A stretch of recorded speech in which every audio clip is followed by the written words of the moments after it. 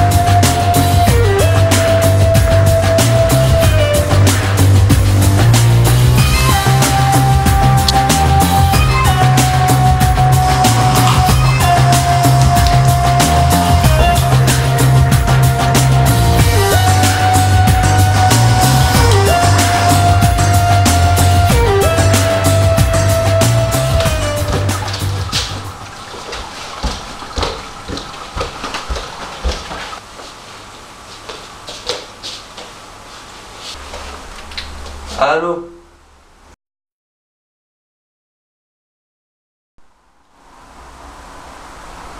Bon bah tant pis hein. Salut. Tout ça pour rien. Continuez à nous mettre des lapins, ça me fait trop plaisir. Non mais sérieux, si tu m'écoutes, j'ai tout rangé pour toi et tu viens pas. Les filles je crois qu'elles savent pas hein, à quel point on s'organise et tout par rapport à elles. Hein. Si c'est une fille qui regarde, dis-toi bien que moi je fais ça. Hein. Je fais ça pour toutes les meufs, même des potes. Tu te prépares bien, tu te fais beau, tu ranges ta chambre. Mais elle peut pas venir. Il y a deux solutions. Soit elle t'a mis un lapin, elle s'en bat les coups de ta vie. Soit elle peut pas venir pour une raison très valable. Enfin, ouais. Vous imaginez même pas toute l'énergie qu'on met pour laver notre chambre, pour se faire beau. En même temps, c'est vrai que je me vois pas accueillir une fille dans ma chambre alors qu'elle est en mode taudis. Enfin, moi personnellement, j'ai toujours peur qu'on me dise putain, c'est quoi cette chambre de merde, je me casse. Enfin bref, on va parler de quand la fille elle vient en tout cas. Je crois que j'aurais tout essayé avec les films d'horreur, hein, mais là, c'est vraiment un truc de malade. Je vais bien sûr parler de Paranormal Activity 2.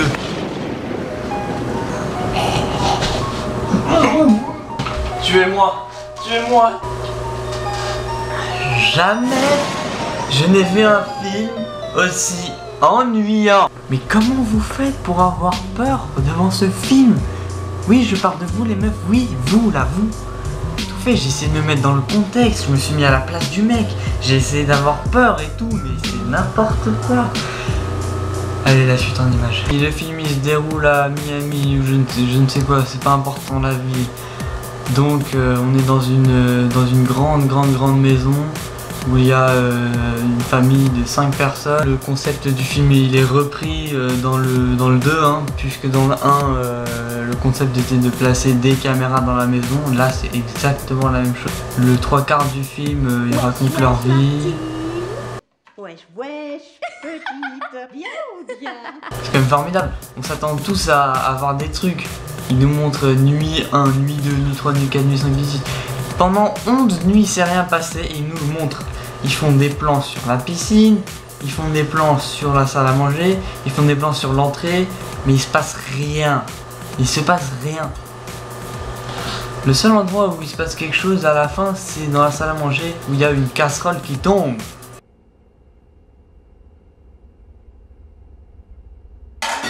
Attention, une casserole c'est dangereux. Putain, la casserole elle est tombée. Pas la casserole. Ça fait trop flipper, putain, Alexis. Oh putain, je veux pas voir ça. Et voilà, pendant au moins 50 minutes du film, on se fait chier. Enfin moi, en tout cas, je me fais chier d'une force astronomique. Le seul moment dans le film où ça fait peur, c'est tout à la fin. Enfin, où ça pourrait faire peur, c'est lorsque la fille qui rentre pour aller voir le petit parce qu'elle a entendu un bruit, se fait prendre. Oui, prendre. Bon. C'est vrai qu'il y a des meufs qui nous regardent. Se fait prendre par le pied et se fait traîner dans les escaliers par un démon invisible, hein, voilà.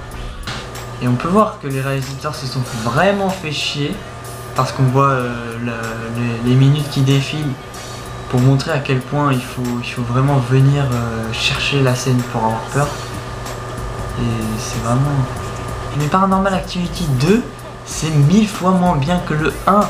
Je veux dire déjà que le 1 il était pas du tout bien, mais alors le 2, de la torture de regarder ce film.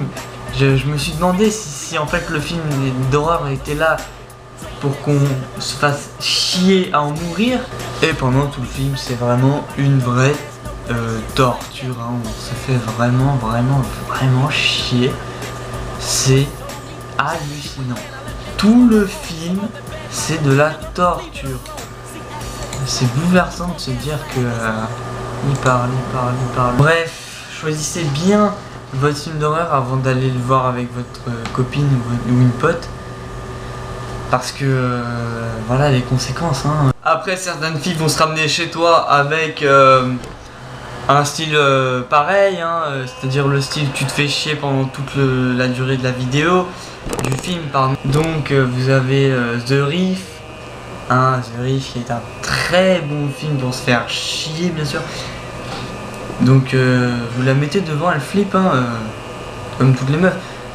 Bon, on voit ça tout de suite en image. Je reprends les scénarios des clichés habituels, hein, donc des copains qui se retrouvent, s'arrêtent en plein milieu de l'océan. Ils le font chavirer comme par hasard, c'est un film de requin. Et décident de nager jusqu'à trouver une île. Oui, bah oui, tant qu'à faire. 90% du film, c'est de la nage et des paroles, des discours. Je me dis que je suis en train de faire l'amour. Et pendant 60% du film, c'est le mec qui regarde sous l'eau avec ses lunettes. Des moments très impressionnants. Le requin apparaît. On le voit juste quand il bouffe le mec tout à la fin. Et quelques fois juste avant. Mais ça reste un film très chiant. Après Paranormal Activity 2. Parce que Paranormal Activity 2, je lui donnerais la palme d'or moi. Bon, en ce qui est des discours, c'est toujours la même chose, hein, ça gueule quand ça se fait mordre par des requins. Oui, c'est normal. Les films habituels. Donc, si votre copine amène ça chez vous et vous demande de le regarder avec elle, vous l'envoyez chier, voilà. Ou vous la jetez par le balcon. Bon, vous connaissez la chanson, vous pouvez vous abonner ici, vous pouvez regarder mes deux autres vidéos ici. J'espère que je suis pas encore caché. Et un petit peu. Et voilà. My trigger finger, all y'all niggas hit the deck. Cause ain't no need for that. Hustlers and hardcore. Roar to the floor, roar like reservoir dogs.